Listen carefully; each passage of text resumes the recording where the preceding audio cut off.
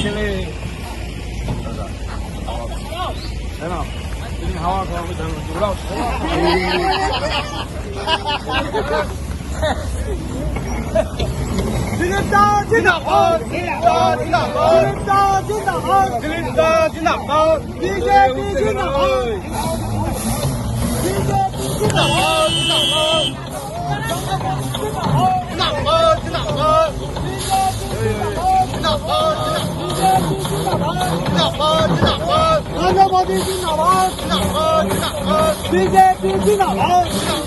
পরম্পরায় আমি লাঙলও চালাতে পারি, কোদালও চালাতে পারি, ধানও ঝাড়তে পারি, লাঠিও চালাতে পারি।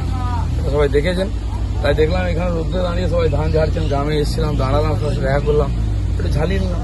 কুসুম গ্রামে এসেছেন, কুসুম গ্রামের মানুষজন কি বলছেন, কতটা সমর্থন দেবেন?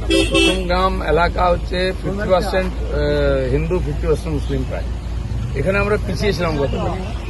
এবার মুসলিম সমাজের মধ্যে চিন্তাভাবনা শুরু হয়েছে যে যাদেরকে আমরা ভোট দিয়ে দিলাম তারা আমাদের জেলে ভরেছে, আমাদেরকে এরা ক্রিমিনাল করেছে।